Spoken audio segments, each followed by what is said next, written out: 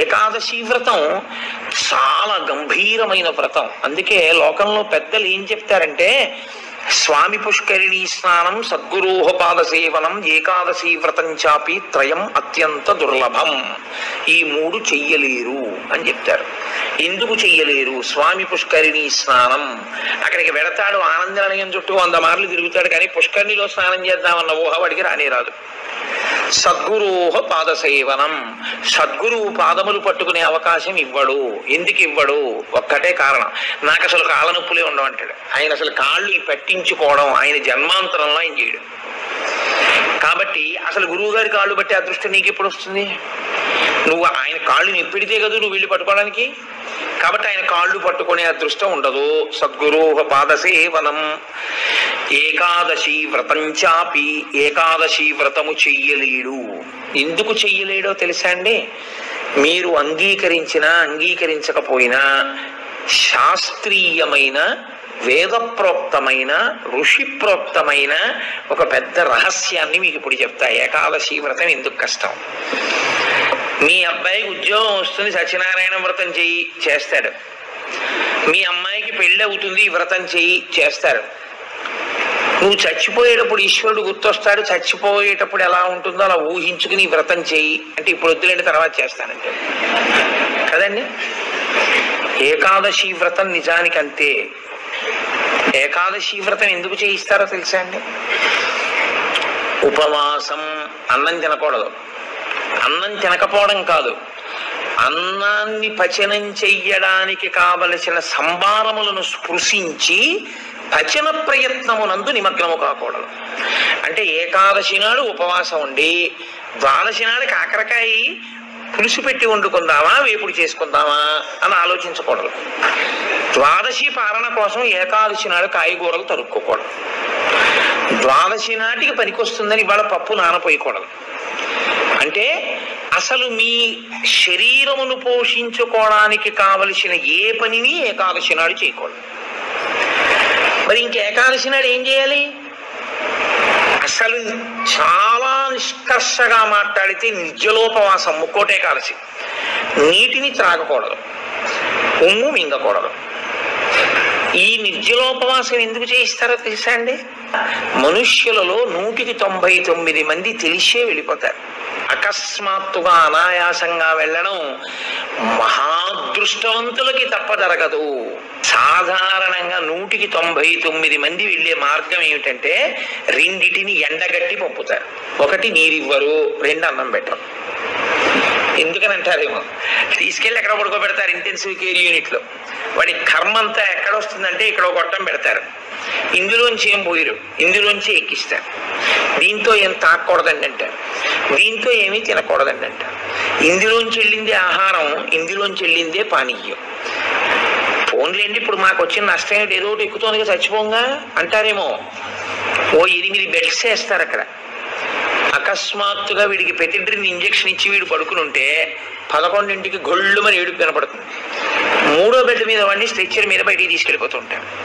వీడికి గుండెలు గుబక్కుమంటాయి. 11 మంచాలు ఉండేవి, 3వ మంచం వాడు వెళ్ళిపోయాడు. వీడు 8వ మంచం వాడు అయితే పర్వాలేదు, వీడు 1, 2 అయ్యాడు అనుకోండి. వీడి కర్మే. నేను చూశానండి, నేను యథార్థంగా చూశాను ఒక హాస్పిటల్లో. నేను దీన్నేమి హాస్యంగా చెప్తున్నానని మీరు అనుకోకండి.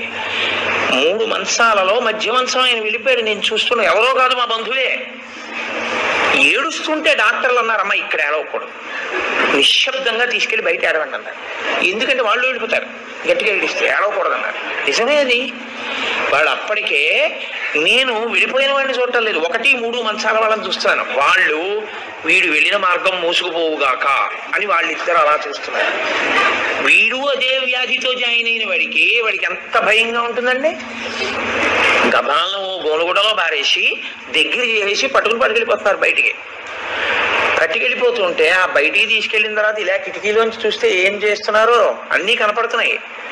కనపడుతుంటే వీడికి ఎలా ఉంటుంది, వీడి పరిస్థితి ఎలా ఉంటుంది? నాన్న రామకృష్ణ అనుకో, ఇప్పుడు అంటే నీ మొహం ఇచ్చా ఎక్కడంటానంట. తినలేడు, తాగలేడు, బయటికి వెళ్ళలేడు, తింటే తప్ప తాగితే తప్ప నిద్ర పట్టడం అలవాటుగా చేసుకుని ఉన్నవాడు కడుపు నిండా తింటే కనుబడిపోతుంది. అందుకని రాత్రి అయ్యేటప్పటికీ బాగా తినేసి పడుకోవడం, నిద్రైపోవడం, మళ్ళీ లేవడం, మళ్ళీ తింటూ ఉండడం, ఇది అలవాటు అయిపోయింది చాలా కాలంగా. ఇప్పుడు కాదు, కోట్ల జన్మలుగా జీవుడు అలవాటు చేసుకున్నాడు దీన్ని. ఇప్పుడు తినకుండా తాగకుండా ఈశ్వరుణ్ణి నామం కూడా చెప్పు, ఇంతకన్నా క్లేశం ఇంకోటి ఏముంటుందండి? తినద్దంటే క్లేశం, తాగద్దంటే క్లేశం. పోనీ తినద్దు తాగండం, తాగద్దు తినండం. తినద్దు తాగద్దని ఊరుకోడు భగవన్నామని చెప్పమంటాడు. తినద్దనేటప్పటికే ఏమవుతుందంటే ఏకాదశి నాడు ఉపవాసం చేయండి అన్నాను అనుకోండి, ఇంకో దోషి ఇవాళ తినేద్దామంటే రేపంతా ఉపవాసం అంటే. కాబట్టి తినద్దు అంటే భయం, తాగద్దు అంటే భయం. తినద్దు తాగద్దు అని ఊరుకోరు. భగవన్నామని చెప్పేటప్పుడు మనసును అలా ఈశ్వరుడు యందు నిలబెట్టు అంటారు.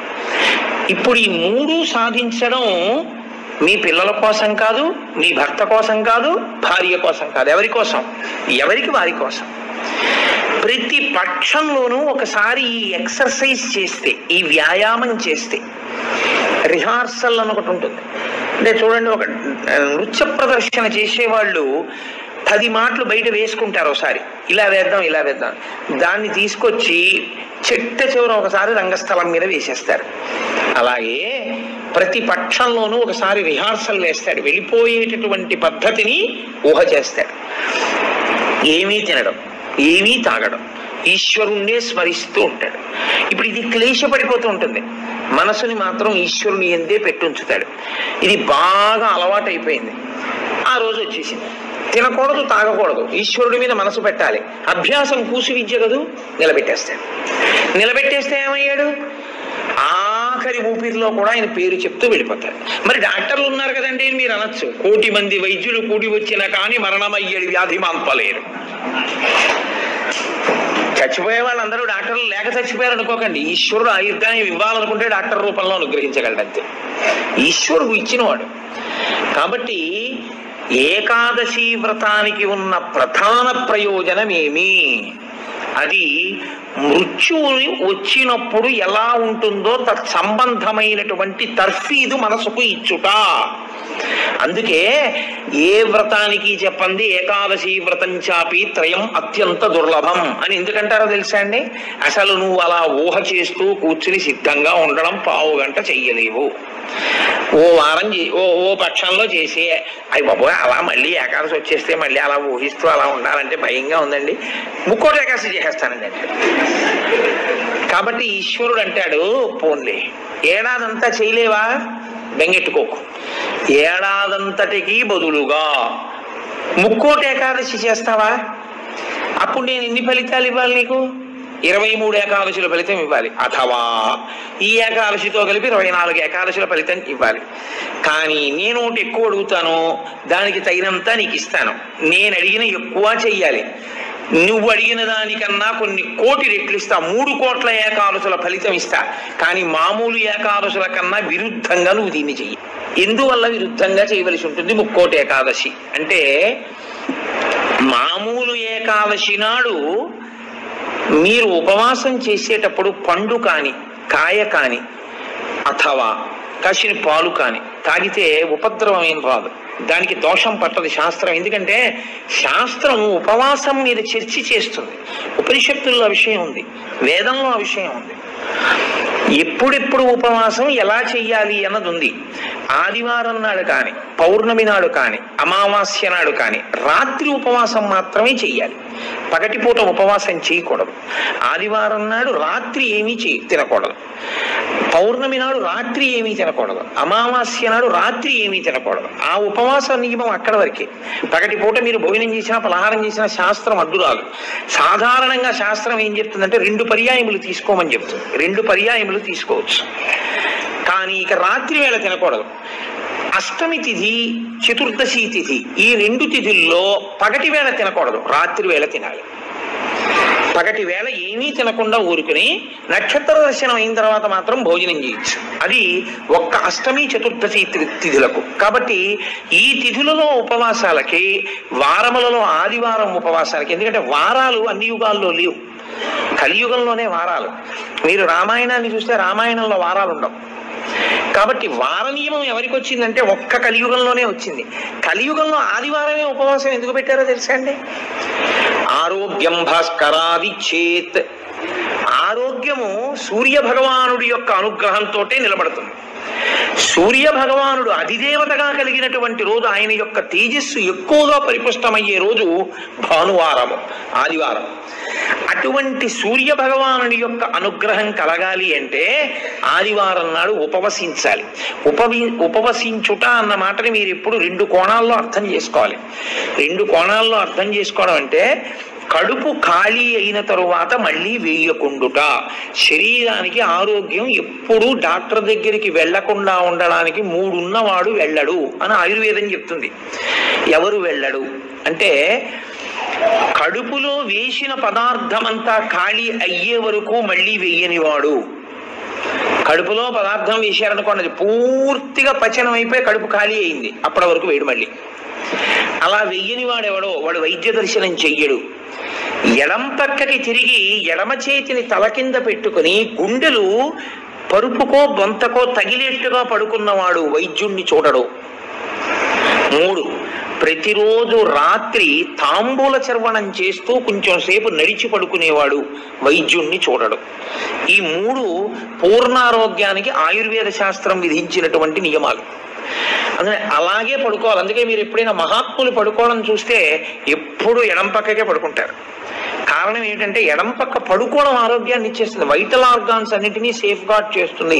నేను ఒకసారి డాక్టర్ని అడిగి అది ఏంటంటే అలా ఉంది ఆయుర్వేదంలోని. నిజమేనంటే అలాగే పడుకోవాలన్నారు. అంతేనండి, మేమైనా అలాగే చెప్తాము. ఎడం పక్క తిరిగి పడుకుంటే చాలా మంచిది కోటేశ్వరరావు అన్నది. కాబట్టి నేను పురాణాల్లో ఉన్న ఎన్నో విషయాలు డాక్టర్ గారిని అడుగుతుంటే వాళ్ళు నిజమేనండి ఇవన్నీ అంటుంటారు. నేను శరత్కాలంలో అమ్మవారి పూజ ఎందుకు చేస్తారు అన్నదాని గురించి దేవీ భాగవతంలో ఉన్న విషయాల్ని కొన్నింటిని ఒకసారి ఒక డాక్టర్ గారిని అడిగితే ఆయన నాకు తెల్లబోయే రహస్యాలు చెప్పాడు. మీరు చెప్పినవే హ్యూమన్ ఎనాటమీలోకి మార్చి చెప్తే మాకేం చెప్తారంటే చలికాలంలో తమంత తాముగా నాడులన్నీ కూడా సన్నబడిపోతాయి. చలిగాలికి కొవ్వు చిన్న చిన్న చిన్న చిన్న చిన్న చిన్న గింజల్లా ఉండి పరిగెడుతుంటుంది రక్తంలో. ఎప్పుడైతే నాడులు ఇలా రక్తనాళాలు సంకోచించాయో అది వెళ్ళి ఆగుతుంది. వెనక నుంచి వస్తున్నది వచ్చి దాన్ని తగులుకుని ఆగుతుంది. గసగసాలు ఒకదాన్నొకటి తగులుకున్నట్టుగా తగులుకుని ముద్ద కట్టి ఆగుతుంది. రక్త ప్రవాహం ఆగిపోయి స్ట్రోక్స్ వస్తాయి.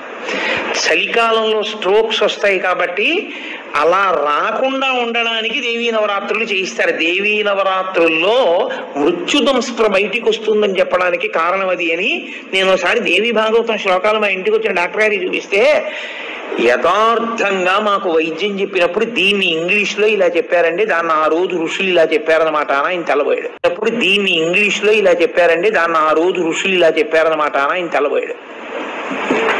కాబట్టి మన ఋషులు అద్భుతంగా దాన్ని అన్వయం చేసి తీసుకొచ్చి చూపిస్తారు.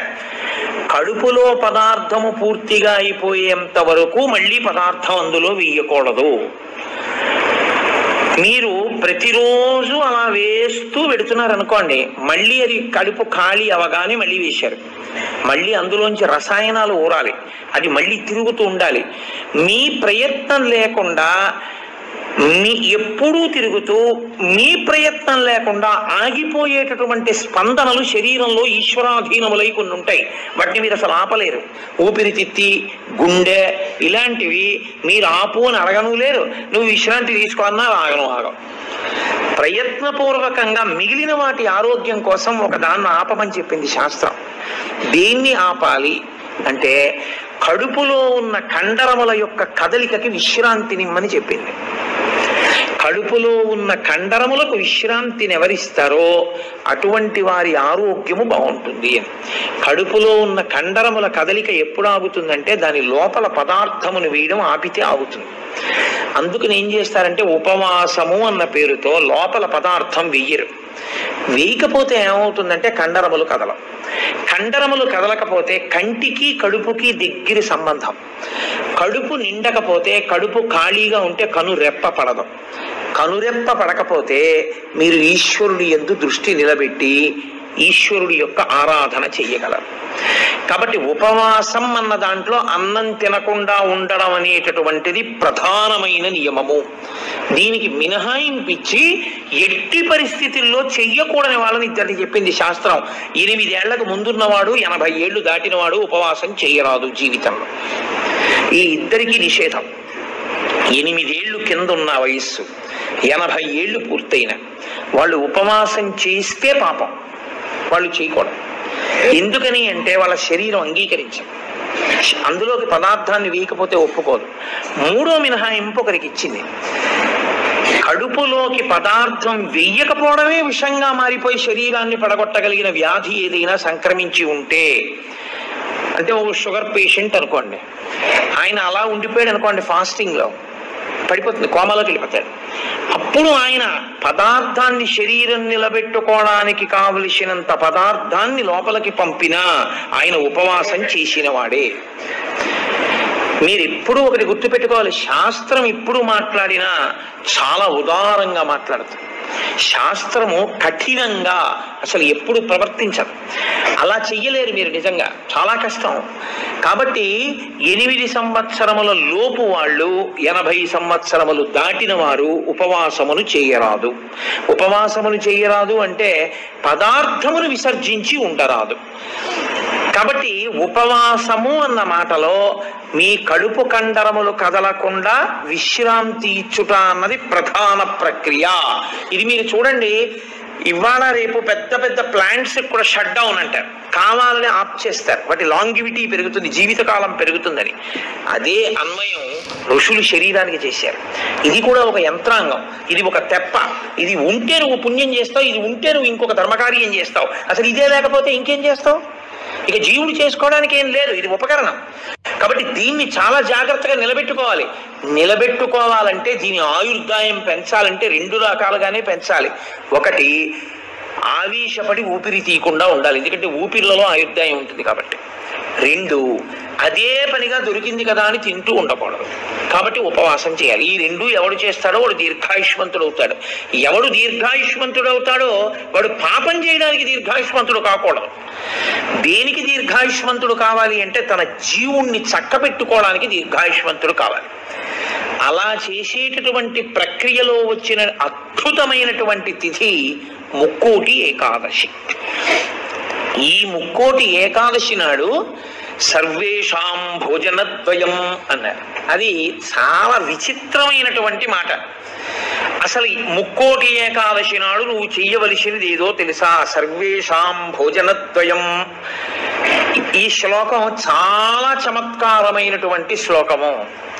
అందరూ కూడా భోజనద్వయం, 2 మాటలు భోజనం చేయండి. అదేమిటండి, సర్వేషాం భోజనద్వయం అయితే ఉపవాసం ఎక్కడుంది అందులో? మరి ఇప్పటిదాకా మమ్మల్ని పట్టుకు పీకు తినేశావు, శరీరం చెరుక్కర్రన్నావు, దీన్ని నలిపేయాలన్నావు, దీన్ని క్లేశ పెట్టాలన్నావు, ఏకాదశి నాడు పెట్టకండి అన్నావు, ఉపవాసం చెయ్యండి అన్నావు, అలా 24 ఏకాదశి 23 చేయకపోతే ముక్కోటి ఏకాదశి అయినా చెయ్యన్నావు. ఇన్ని చెప్పిన వాడివి మళ్ళీ ఇప్పుడేమంటున్నావు? ఏకాదశ్యాంతు కర్తవ్యం సర్వేషాం భోజనద్వయం. కర్తవ్యం, తప్పకుండా చెయ్యవలసిన పని. ఏకాదశ్యాంతు, ఏకాదశి నాడు ఏమి? సర్వేషాం, అందరికీ. భోజనద్వయం, 2 మాటలు భోజనం చేయండి. మరి అదేమిటి ఇప్పటిదాకా నేను చెప్పిన ఉపన్యాసం అంతా పోలా ఈ శ్లోకంలో? అది ఎందుకు శ్లోకాలను అలా చేస్తారో తెలుసా అండి? పెద్దలు, ఋషులు, మహాత్ములు చాలా అద్భుతమైన ప్రక్రియ చూపిస్తారు. నీకు ఆ అనుమానం బాగా రావాలనే శ్లోకాల రచన చేస్తారు. అప్పుడు నువ్వు సంతోషం ఏంటంటే నీకు కష్టపడకుండా నీకు కన్సెషన్ ఇచ్చేసినట్లు కనపడితే దాన్ని కన్ఫర్మ్ చేసేసుకోవడానికి తాపత్రయపడిపోతుంది. సుఖపెట్టడానికి ఏదైనా ఛాన్స్ ఇచ్చామనుకోండి, అబ్బా ప్రతి ఏకాదశి నేను 8 ఏళ్లలోపు 80 ఏళ్ళు పైకి ప్రతి ఏకాదశి నాడు నువ్వు షుగర్ వ్యాధిగ్రస్తుడిని అయితే ఎంత బాగుండో అనిపిస్తుంది. ఎందుకంటే ఉపవాసం అక్కర్లేదు, ఏదో ఒకటి పడేయచ్చు లోపల. కానీ ఆ శ్లోకానికి అర్థం ఏంటంటే భో జన అంటే ఓ జనులారా, మీ అందరికీ కూడా భోజన ద్వయం అంటే భోజనం 2 మాటలు చేయండి అని కాదు. భో అంటే ఓ జనులారా, ద్వయం 2, ఏకాదశ్యాంతు కర్తవ్యం సర్వేషాం. అందరికీ ఏకాదశి నాడు 2 నియమములు పాటించవలసినదే.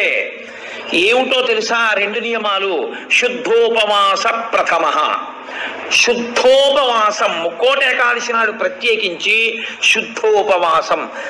ద్వైతులు నిర్జలోపవాసం చేస్తారు. అసలు వాళ్ళు ఏకాదశి నాడు ద్వైత సంప్రదాయంలో ఉన్న వాళ్ళు, వాళ్ళ ఇంటికి మీరు వెళ్ళినా నీళ్ళు ఇవ్వరు. వాళ్ళు ఏకాదశి నాడు సత్యనారాయణ వ్రతం చేసుకోండి అంటే వాళ్ళు చేయరు. ఎందుకో తెలుసా అండి? ఈశ్వరుడికి నైవేద్యం పెట్టవలసి వస్తుంది. ఈశ్వరుడికి నైవేద్యం పెట్టద్దు వ్రతం చేస్తే, ఆయనకు కూడా పెట్టరు. ఆయనకి పెట్టడం కాదు, మీరు వాళ్ళ ఇంటికి వెడితే మీకు పండోకాయ కూడా చేతిలో పెట్టరు. ఏమనుకోకండి, మీరు ఏకాదశి నాడు వచ్చారు మేము ఇవ్వలేమంటారు. వాళ్ళు ఉమ్ము కూడా గుటక వెయ్యరు, మంచినీళ్లు కూడా తాగరు. మరి అలా రోహిణీ కార్తెలోనూ అప్పుడు ఎలా ఉంటారండి అని మనకు అనుమానం వస్తుంది. అలాగే ఉంటారు. ఇక్కడ కాదు, రాజస్థాన్ ఎడారిలో ఉంటారు. తెలుసా అండి? వాళ్ళకి ఈశ్వరుడి మీద ఉన్న నమ్మకం అటువంటిది. ఏకాదశి వ్రతం వాళ్ళకంత గట్టిది. ఒకసారి ద్వైత సంప్రదాయంలో చాలా సమున్నతమైన స్థితిని పొందినటువంటి వారు, చాలా లబ్ధ ప్రతిష్ఠులు, నేను పేరు ఎందుకు వాడాలి, బాగుండదు, వారి ఇంటికి వెళ్ళాను నేను, మా గోపాలకృష్ణ గారు, మేము వెడితే ఆయన ఏకాదశి నాడు మేము వెళ్ళాం. వెడితే ఆయన అన్నారు, మీరు ఏమనుకోకండి, నేను మంచినీళ్ళు కూడా ఇవ్వను, ఎదురుగుండా మామిడి చెట్ల కాయలు ఉన్నాయి కానీ నేను ఇవ్వనని ఆ ఇంట్లో ఉన్న నౌకర్ని పిలిచి నేను చూడకుండా 4 కాయలు కోసి వాళ్ళకి ఇయ్యన్నారు తప్ప ఆయన కోసి ఆయన చేతిలో ఇవ్వాల. ఆయన పెట్టలేనివాడు కాడు, పెట్టుకోనివాడు కాడు, మహాత్ముడు, చాలా గొప్పవాడు, చాలా పెద్ద పదవి చేశాడు ఆయన. ఇప్పటికీ ఆంధ్రదేశంలో స్మరింపబడుతుంటాడు. ఎందుకో తెలుసా అండి? ఆ సంప్రదాయం అటువంటిది. వాళ్ళు ఏకాదశి నాడు శుద్ధోపవాసం, వాళ్ళు నిర్జలోపవాసం, నీటి గుటక కూడా వాళ్ళు వేయరు. కాబట్టి ముక్కోటి ఏకాదశి నాడు నువ్వు అలా చేస్తావా? 23 ఏకాదశులు మినహాయింపిస్తాను. శుద్ధోపవాస ప్రథమ అది చేసేస్తే అయితే ఏదో అలా మొత్తానికి నేను నానా కష్టాలు పడి ఏదో అశుద్ధోపవాసం చేసేస్తానండి, 3 కోట్ల ఏకాదశుల ఫలితం వచ్చేస్తుంది కదా అంటారేమో. సత్కథా శ్రవణం తథాహ, కేవలం తినకుండా కూర్చుంటే ఫలితం ఇవ్వరు. సత్కథా శ్రవణం, మీరు ఏదో భగవత్ సంబంధమైన విషయాన్ని వింటూ ఉండాలి 12 ఘడియలు వచ్చేవరకు. ఏకాదశి తిథి పరివ్యాప్తమై ఉన్నంతసేపు తినకుండా ఉండడం ఎంత ప్రధానమో 12 ఘడియలు రాగానే తినేయడం అంత ప్రధానం. ధర్మం మారిపోతుంది అంతే. అందుకే అన్ని రోజుల కన్నా చాలా తొందరగా చద్దన్నం వండుకున్నట్టుగా తెల్లవారుజామున లేచి వంట చేసుకుని తినేసేది ఎప్పుడో తెలుసా అండి? 12 నాడు తింటారు. 12 పారణ మధ్యాహ్నం చేయకూడదు, 12 తిథి ప్రవేశించగానే చెయ్యాలి. అందుకే ఏకాదశి వ్రతం చేసిన వాడికి శ్రీ మహావిష్ణువే అందేశారు. అంబరీషుడికి దొరకదా? అంబరీషోపాఖ్యానం ఏకాదశి వ్రతం కాదు. 12 ఘడియలు రాగానే నేను పారణ చెయ్యాలంటే కదా, దుర్వాస మహర్షి రాకపోతే నీళ్లు పుచ్చేసుకో, ఫోన్లేవయా మధ్యాహ్నం ఉండదా, 12 సాయంకాలం ఉండదా, ఎప్పుడొస్తే అప్పుడే తింటానని కూర్చున్నాడా? 12 ఘడియలు వచ్చేస్తున్నాయి, మరి ఏం చేయను అంటే పోనీ భోజనం చేయకపోతే నీళ్లు తాగే అన్నారు. నీళ్లు తాగేస్తే కదా ఆయనకి పాపం వచ్చింది.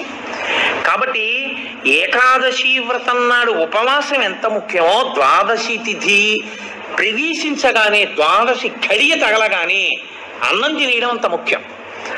అన్నం తినేయడం అంత ముఖ్యం అంటే చొక్కా వేసుకుని డైనింగ్ టేబుల్ మీద తినేస్తే ఏకాదశి వ్రతాన్ని కుక్కెత్తుకుపోతుంది. అన్నం ఎలా తినాలో అలాగే తినాలి. పైన చొక్కా బనీను లేకుండా శ్రద్ధాళువు అయి తినాలి.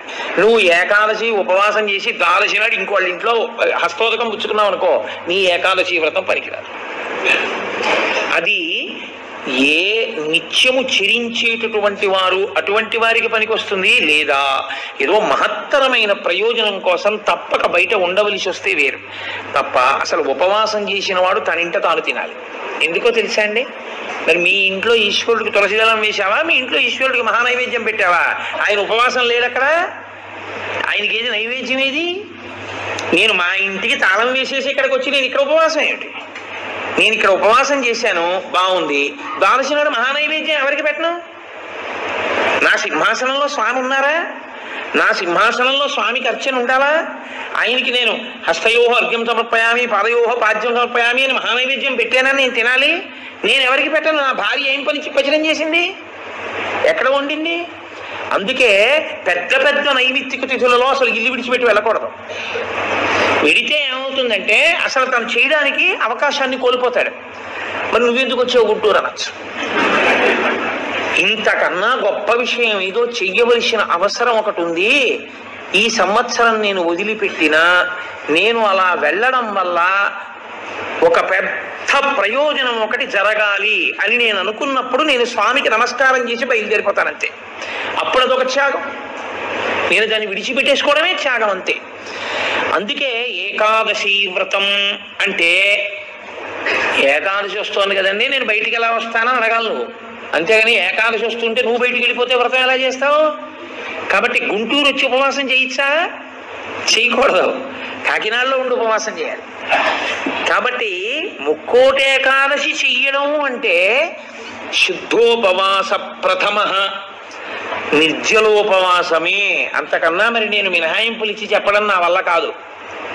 కానీ శాస్త్రం ఒక్కరి విషయంలో మినహాయింపించింది. శరీర కష్టం చేసుకుని బ్రతికే వాణ్ణి మాత్రం ఉపవాసం చెయ్యమని నిర్బంధించవద్దు. వాడు పడిపోతాడు స్పృహ తప్పి నీళ్ళు తాగకపోతే. కానీ అవకాశం ఉన్న వాళ్ళు మాత్రం తప్పకుండా చెయ్యవలసినదే, అంతకన్నా మార్గము లేదు. కాబట్టి శుద్ధోపవాస ప్రథమ నిర్జలోపవాసమే చెయ్యాలి. యథార్థమునకు మంచినీటి చుక్క కూడా ఇక ఏకాదశి తిథి నాడు పుచ్చుకోకూడదు. ద్వాదశి వచ్చింది ఇక నువ్వు ఉపవాసం ఉండకూడదు. ద్వాదశి తిథి యందు ఉండగా, తిథి యందు పరివ్యాప్తమై ఉండగా నువ్వు ఉపవసించి ఉండకూడదు. మళ్ళీ వ్యతిరేక ఫలితం వస్తుంది. ద్వాదశి తిథి ప్రవేశించేసింది ఇక నువ్వు పాలన చేసేయాలంతే. ఎలా పాలన చేయాలో తెలుసా అండి? ద్వాదశి తిథి ప్రవేశించేటప్పటికి నువ్వు పరిశేచనం చేసేయాలంతే. ద్వాదశి ఉదయం 6:30కు వచ్చింది అనుకోండి, మీరు 6:30 లోపల మీ భార్య గారు మీరు సంధ్యావందనం అనుష్ఠానం పూర్తి చేసే లోపల ఆవిడ మహానైవేద్యం సిద్ధం చేసి తీసుకొచ్చి ఇచ్చేయాలి. మీరు నైవేద్యం పెట్టేసి ఆ రోజు 6:30కి భోజనం చేసేయాలి. నాకు సహించదండి అనకూడదు, చేసేయడమే. ఏకాదశి వ్రతమునందు ద్వాదశి కలిసిపోయి ఉంటుంది. నేను చెప్పింది అబద్ధం అయితే అంబరీషోపాఖ్యానం అబద్ధమే, అంబరీషోపాఖ్యానం అబద్ధం అయితే వ్యాసుడే అబద్ధం. కాబట్టి నేను చెప్పింది నిజం. ఏకాదశి వ్రతం అంటే అంతే, అలాగే చేస్తారు. ఇలా కాని చెయ్యగలిగితే ముక్కోటి ఏకాదశి నాడు నీకు నేను 3 కోట్ల ఏకాదశులు చేసిన ఫలితాన్ని నీ ఖాతాలో వేసేస్తాను. ఎందుకో తెలుసా? 1 శరీరమును క్లేశపెట్టావు, 2 మనస్సును ఏకాగ్రతతో నిలబెట్టావు. కాబట్టి ఏం చేయాలంటే మార్చి మార్చి మార్చి మార్చి మార్చి మార్చి భగవత్ కథ యందు కూర్చోవాలి. మరి ఇక దేనికి లేవాలి? శరీర శోధన చేయడానికి, మూత్ర విసర్జన చేయడానికి లోపలికి వెళ్ళిన నీళ్లు లేవు, మల విసర్జన చేయడానికి లోపల వేసిన పదార్థం లేదు, ఇంకెందుకు లేవడం? కాబట్టి లేవక్కర్లేదు. కాబట్టి ఏకాదశి రాగానే కూర్చుంటే ద్వాదశి వచ్చాక లే. అయితే అప్పుడు అందులో ఏముంది? జాగరణ కూడా ఉందా? ఉందా లేదా? ఏకాదశి నాడు ఉపవాసం అంటే అన్నం తినకుండా పగట కూర్చోవడం అని మీకు ఎవరు చెప్పారు? జాగరణ కూడా ఉంది. అందుకే ముక్కోటి ఏకాదశి నియమాలు అన్వయమయ్యేది మళ్ళీ 3 తిథులకు అన్వయం అవుతాయి. 1 మహాశివరాత్రి, 2 గోకులాష్టమి, 3 శ్రీరామనవమి. ముక్కోటి ఏకాదశి నాడు ఏ నియమాలు పాటిస్తారో అవే నియమాలు ఆ 3 తిథుల్లో పాటించాలి. ఈ 3 తిథులలో కూడా మీరు రాత్రి నిద్రపోకూడదు, పగల ఏమీ తినకూడదు. అందుకే చూడండి, మహాశివరాత్రి నాడు నేను పరిచయం చేయడానికి మీకు ఆ తిథి బాగుంటుంది. మహాశివరాత్రి అంటే జాగరణతో కూడిన ఉపవాసమే. అందుకని నిద్రపోయి ఉపవాసం చేసేస్తానంటే అప్పుడు ముందు రోజు ఏ ఇంజక్షన్ చేయించేసి పడుకోవచ్చు.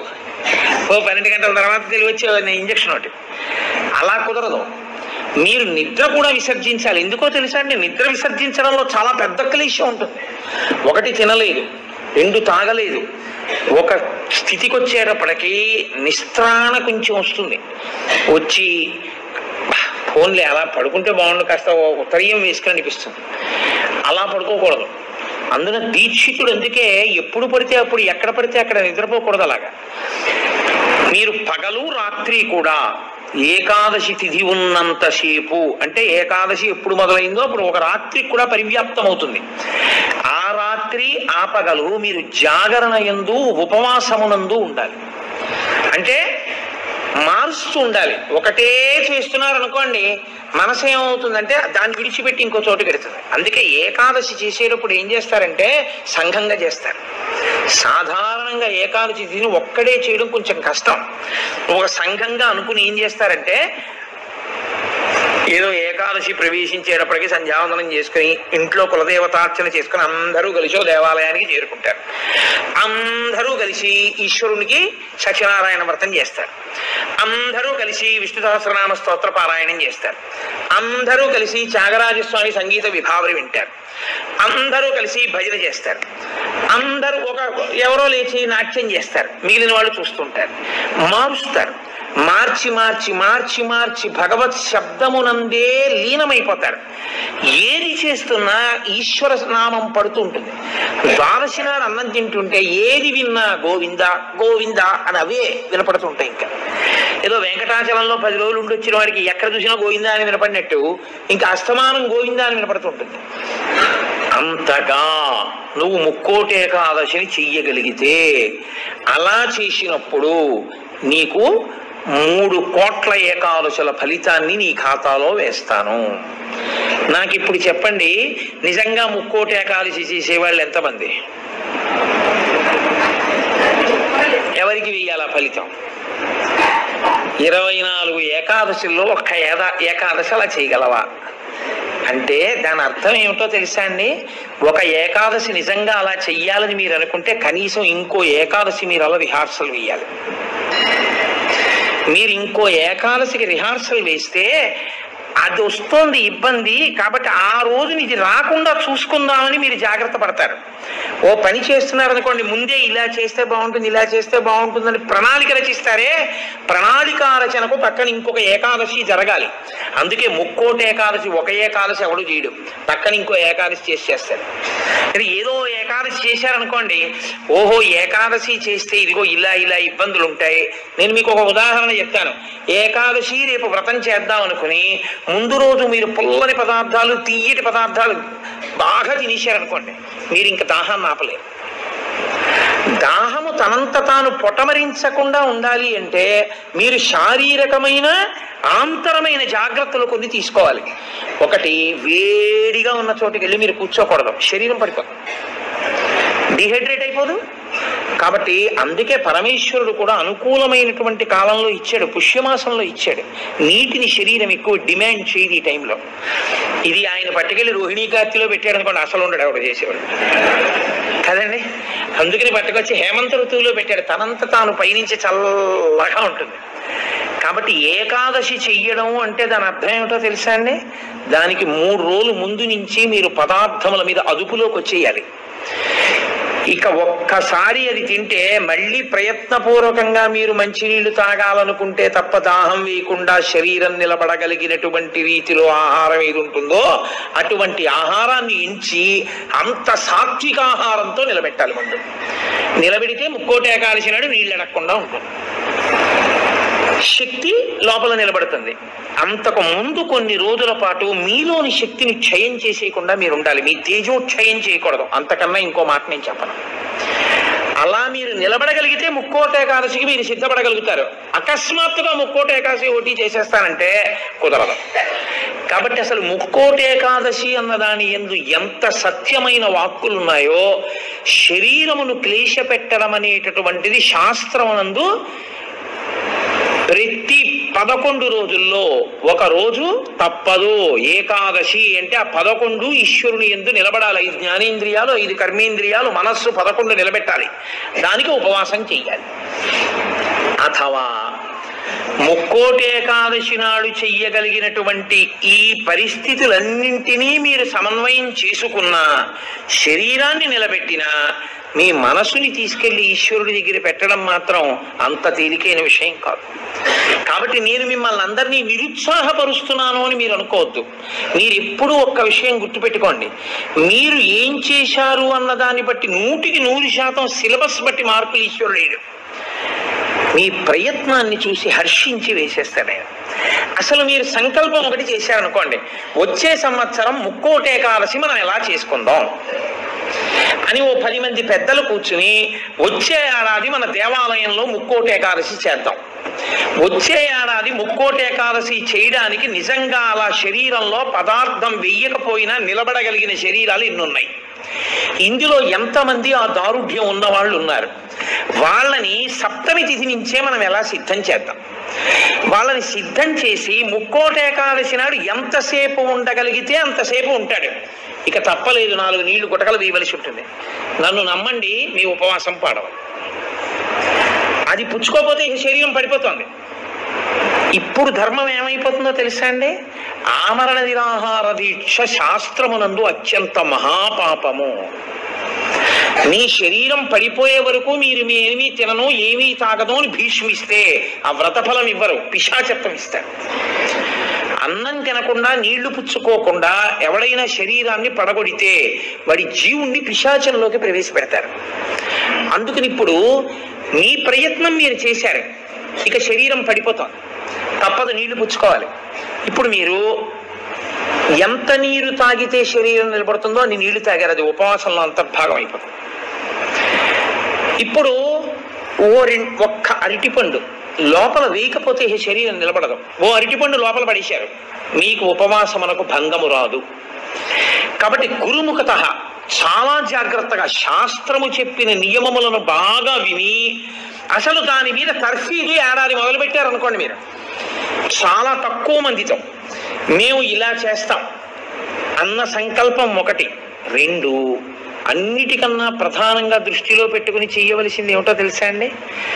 నీరు పుచ్చుకోకుండా ఆహారము పుచ్చుకోనప్పుడు మనసు ఆ స్థితికి వెడుతున్నప్పుడు ఎంత ఖేదపడుతుందో ఇప్పుడు అర్థమవుతోంది. ఇప్పుడు మనసు నిలబెట్టడం అనేది ఎంత కష్టమో తర్ఫీదు చేస్తానంటూ నిలబెడుతున్నాడు అనుకోండి, వాడు ఆఖరికి ఈశ్వరుని ఎందుకు కలిసిపోతాడు. ఆ ఒక్క ప్రయత్నంతో వాడికి మనసు లొంగిపోతుంది. అంతే, లొంగిపోయి ఈశ్వరనామమును ఎంత ఖేదంలోనైనా చెప్పడం వాడికి అలవాటు అవుతుంది. దీనికి ముక్కోటి ఏకాదశి వచ్చింది. అయితే ముక్కోటి ఏకాదశి నాడు జరిగేటటువంటి క్రతువులలో ఒక భాగంగా ఉత్తరద్వార దర్శనము అని ఒకటి ఉంటుంది. ఇది మళ్ళీ సంప్రదాయంలో ఒక్క వైష్ణవ దేవాలయాల్లోనే. అసలు ఇంకా నేను పరమ సత్యం చెప్పవలసి వస్తే ఇది యథార్థమునకు ఒక్క శ్రీరంగ క్షేత్రమునకే సంబంధించింది. అందుకే ఉత్తరద్వారం తీయడం అన్నది ఒక్క శ్రీరంగ క్షేత్రానికే ఉంది. అసలు నిజానికి మిగిలిన క్షేత్రాల్లో ఉత్తరద్వారాలు తీయాలనే మాటలు లేవు.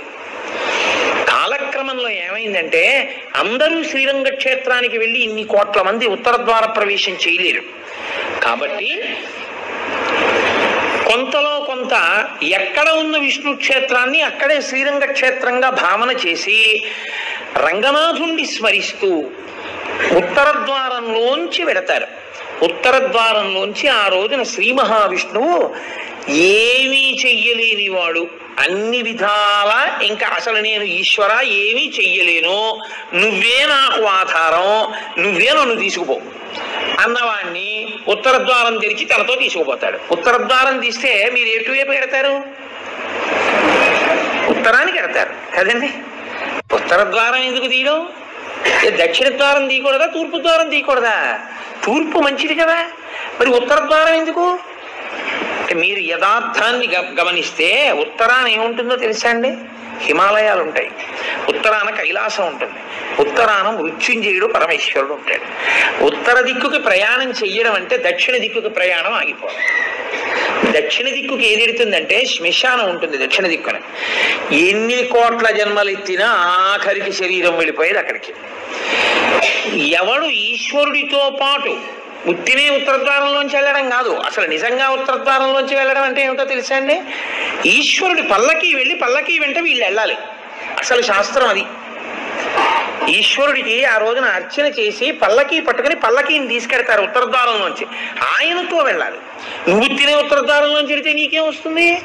ఆయన వెళ్ళిన ఉత్తరద్వారంలోంచి వెళ్ళాలనుకోవాలి. అథవా అసలు నిజంగా వెళ్ళవలసింది ఏమిటంటే ఈశ్వరుడితో వెళ్ళాలి. కనీసంలో కనీసం నీ బాధ్యత ఏమిటి? ఉత్తరద్వారంలోంచి నువ్వు వెళ్ళాలనుకుంటే ఈశ్వరుడితో వెళ్ళేటప్పుడు ఎలా వెళ్ళాలో నువ్వు అలా వెళ్ళాలి. ఈశ్వరుడితో వెళ్ళేటప్పుడు వెళ్ళేవాడు ఎలా వెళ్ళాలి? వైదికంగా వెళ్ళాలి. పైన చొక్కా బనీను ఏమీ లేకుండా ఉత్తరీయాన్ని మాత్రమే కప్పుకుని పంచ గోచి పోసి కట్టుకోకుండా వెళ్ళకూడదు. గోచి పోసి కుర్చీళ్లు పెట్టుకుని వెనక్కి దోపుకోకుండా విడితే మహాపాపం. వేదం పటలపన్నం చెప్తోంది. కాబట్టి కుర్చీళ్లు పెట్టి గోచి పోసి వెనక దోపి అన్నీ విప్పి ఉత్తరీయం వేసుకుని ఎవరి సంప్రదాయానుసారం వారు తిలకధారణ చెయ్యాలి. నీకు ద్వాదశనామములైతే ద్వాదశనామములు, నాకు విభూతి ధారణ ఎలా చెప్తే అలా నేను విభూతి ధారణ నేను చేసి శ్రీరంగనాథుడితో కలిసి ఆయన పల్లకీతో నేను ఉత్తర ద్వారంలోంచి మౌనంగా కానీ భగవన్నామం చెప్తూ కానీ ఆయన వెంట వెడితే నా ప్రాణోత్క్రమణం అయినప్పుడు కూడా ఆయన నన్ను అలాగే తీసుకెడతాడు. ఉదారుడై నన్ను నమ్మి, శాస్త్రం నమ్మి నాతో ఓ రోజు వచ్చాడు కాబట్టి ఇప్పుడు అలాగే తీసుకెడతానని ఉత్తర ద్వారంలోంచి తీసుకెడతాడు. ఇది ఇక ఏమీ చెయ్యలేను, నాకేమీ చేత కాదన్నవాడైనా కనీసం చెయ్యాలి. ఏమీ చేత కాని వాడన్నా చెయ్యాలి. ఈశ్వరాన్ని నాకు ఏం చేతనైనని నేను అన్నీ చేసేస్తానని ఇది మాత్రం మానేస్తాను అన్నవాడన్నా చెయ్యాలి. అందుకే శివాలయంలో ఎందుకు ఉండదో తెలుసా అండి? ఉత్తర ద్వారంలోంచి వెళ్ళేది అక్కడికే కాబట్టి ఇంకా మళ్ళీ శివాలయంలో ఉత్తర ద్వారం ఎందుకు? అంత శివకేశవ అభేదంగా ఉంటుంది ముక్కోటేకాదశి యథార్థములకు. కాబట్టి ముక్కోటేకాదశి తిథి, ఏకాదశి తిథి అంత గొప్పవై ఉంటాయి. అందుకని ఉత్తర ద్వార ప్రవేశం చేస్తారు. అటువంటి ముక్కోటేకాదశి తిథి నాడు మీరు భగవత్ సంబంధంగా ఏది చేసినా కూడా దేశకాలాదులను అనుసరించి కోట్ల రెట్లలో ఈశ్వరుడు దాని ఫలితాన్ని ఏర్పాటు చేసేస్తాడు. మీరు రామచంద్రమూర్తిని నించోపెట్టి పంచామృతాలతో అభిషేకం చేశారనుకోండి, 3 కోట్ల పర్యాయములు అభిషేకం చేసిన తరువాత ఆ మూర్తి ఎంత తేజస్సుతో నిలబడుతుందో అంత తేజస్సుతో నిలబడిపోతుంది అక్కడ. ఇప్పుడు ఆ వంశానికి, ఆ దేవాలయానికి ఎంత శక్తి వచ్చేసిందో మీరు ఆలోచించండి. మీరు ఒక తులసిదళం పట్టుకొచ్చి శ్రీ మహావిష్ణువుకి ఇచ్చారనుకోండి, మీరు 3 కోట్ల తులసిదళాలు పట్టుకొస్తే ఏ ఫలితమో ఆ ఫలితం ఇస్తారు. 3 కోట్ల ఏకాదశుల్లో 3 కోట్ల తులసిదళాలు పట్టుకొచ్చి ఇచ్చిన ఫలితం. మీరు రేపు ఒక్కసారి శ్రీరామ రామ రామే తిరమే రామే మనోరమే అన్నారనుకోండి, 3 కోట్ల పర్యాయములు విష్ణు సహస్రాన్ని పారాయణ చేసిన ఫలితం వేస్తారు. రేపు అన్ని 3 కోట్ల మీద వేస్తారు. రేపు మీరు ఏమీ చేయలేదనుకోండి, 3 కోట్ల పాపాలు చేసిన ఫలితం వేస్తారు. మరి అంతే కదండి. 100 మంది పరీక్ష కడితే 30 మంది పాస్ అయ్యారని నేనంటే 70 మంది ఏమైనట్టు? చేయలేనట్టేగా. మరి ఏమీ చెయ్యని వాడు ఏమైనట్టు? పాపాన్ని పొందినట్టు కదా 3 కోట్ల పాపాలని. కాబట్టి ఉత్తర ద్వార దర్శనము చెయ్యాలి, ఉపవాసము చెయ్యాలి. ఇందులో ఎవరెవరు ఏ మినహాయింపులో కెడతారో మినహాయింపును అనుభవించినా తాను చెయ్యగలిగింది చెయ్యాలి. నేను ఏమీ చెయ్యలేని వాడిని అనడానికి మాత్రం నీకేమీ లేదు. నువ్వు అసలు కదలలేని వాడి అయితే ఇంట్లో కూర్చుని గోవిందనామైనా చెప్పాలి. కాబట్టి రేపొక్క రోజు ఉదయం నుంచి కనీసం రాత్రి నిద్రపోయే వరకు జాగరణ చేయకపోయినా నిద్రపోయే వరకు భగవన్నామమునందు మాత్రమే నిబద్ధుడై ఉంటే అంతకన్నా భాగ్యమే ఉంటుంది.